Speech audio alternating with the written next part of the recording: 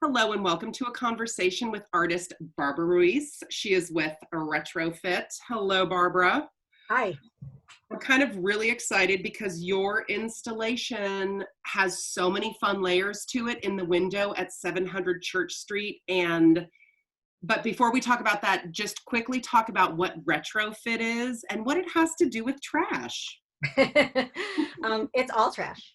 It's all trash. So that's my favorite part about it. I'm just a garbage girl. It's 100% sustainable clothing, accessories. I mean, hopefully someday even, sort of like a housewares type of situation, but Really? yeah, all of it, just everything. I am a 100% pack rat. My kids have decided that if I were not as organized as I am, I would be called a hoarder. So, I mean, they just said like, Mom, you're just, it's called collecting just because it's organized, but you're actually a hoarder. I don't like throwing things away. I don't like waste. I don't know. Maybe it's how I was raised. It's just in me, but I really see the value in most junk. Well, and you turn junk into valuable things. I mean, you don't just organize it and hoard it. You're actually repurposing things in such a fun way. And that's what's so exciting about your installation is like, talk even about like your handbags. Where did it occur to you to start painting on leather? I've done that for years and years. I mean, I've done it since I was a kid. I was a kid that drew on my shoes and wrote on my coats. And, I was sort of that doodly kid. Um, so that's always been there. I just found better paint. I found good leather paint finally. So I feel like now I can finally do something and feel like I can give it away, sell it, and it won't rub off on your shirt or something, So that's kind of always been there.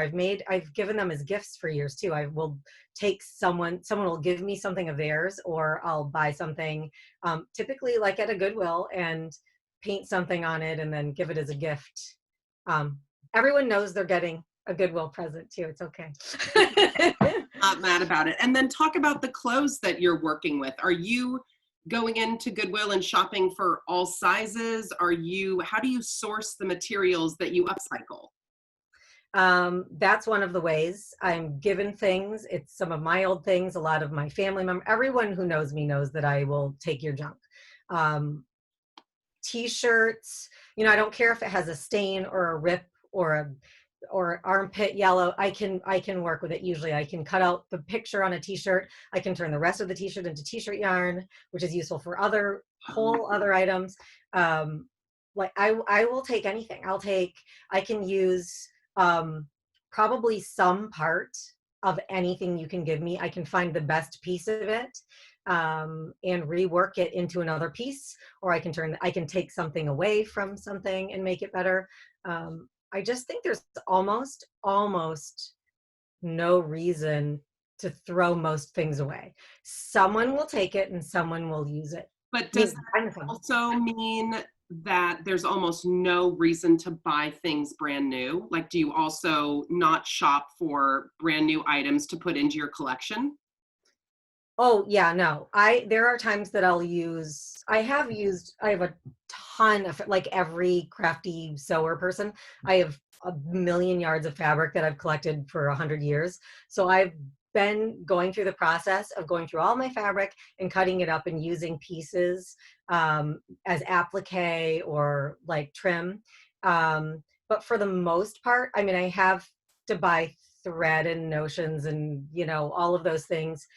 But pretty much I try to use the ribbon I have or can find, and you can find that too. You can, a lot of leather. My son and I just went out and looked for leather pieces. He wanted to make some bags, and we did a Goodwill and found a ton of great giant leather jackets for, $20. And you'll cut them up and you'll reuse them in another way.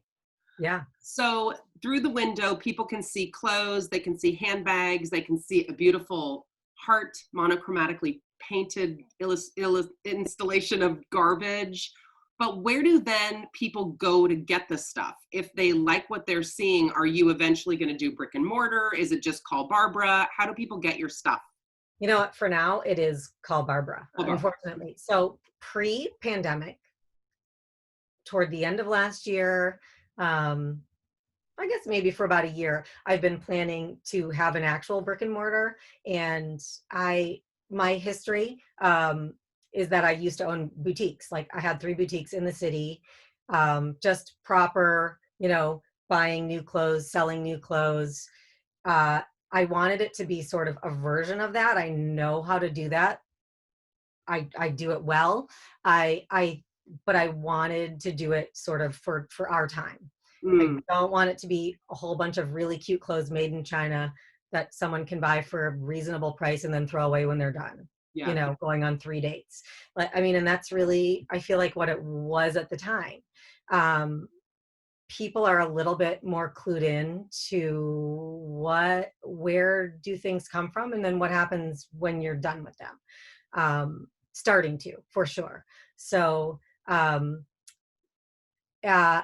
my grand idea was I was talking to the downtown people and main dumpster mile people, and I really wanted a storefront to make the things that I make and then have a collective and just pull in some like-minded people who do things that I don't know how to do, Hmm. some jewelry, some um, all kinds of different things, and then but all sustainable and all beautiful and all, really cool artistic things. And I could sort of have my shop be that.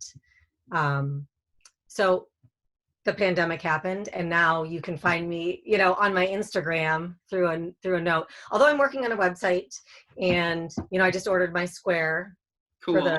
the makers market. For the makers So market where people can buy your wares. Yeah. baby Once steps. all of this fresh hell is over, absolutely, I would love to collaborate with you in terms of a brick and mortar, because I feel like people, in addition to caring about where things are made, people want to meet the maker. People are excited to meet Barbara, who's repurposing cool clothes, who's got a fun pop-up. And I think that this is a really great time for Retrofit to come to life. I think so too. And I think, there's just something, I don't know. I think we are in a bubble, so maybe sometimes I forget that everyone in the world isn't like that. But what I'm doing isn't for everyone in the world. I've always been, even when I had my shop, it was a neighborhood shop. I knew people's names. They knew my Mm, name. They knew my face. I worked every day. It's sort of how it's the speed that I like to sort of go in. And I have kids and a family and a dog and live in the neighborhood. So I always kind of saw myself in this retrofit, this second part of my, business life, being in the neighborhood, walking to work, seeing my neighbors, seeing yeah. people I know in the store, um, as well as the second part of that brick and mortar is teaching other people how to do it. It's not just about me making and selling it, but there's no reason that every teenager can't take their own thing if they want to and do that if they want to. They probably have most of the materials, or I would have, I'm hoping sometime to do some classes. Um, we've done some fun outdoor things just to keep my neighborhood kids busy because their parents are losing it with the e-learning. So like my son, who also sews, and I have done like ugly dolls out of boiled old wool Cool. sweaters that we got. And it's just that kind of thing. There are a million ideas, and I don't sleep anymore because all I do are think about more and more and more ideas and what I can use to repurpose for something else. And I feel like it's a runaway train, and I mean, I have to turn it off at some point sometimes because it's just never ending. We have a wealth of materials right here, right now. If we didn't get another shipment from China tomorrow, we'd We'd be probably have it fine. for Yeah. a while. We would be Um, fine for a while. That is so yeah. true. Well, thank you so much for your time today and for your enthusiasm for Retrofit. I'm so excited for people to walk by and see it in the windows. And I'm also excited that you're going to be part of the Makers Market on October 18th. Oh my, I'm busy, busy, busy. Thank you so much, Lisa. Thanks, Barbara.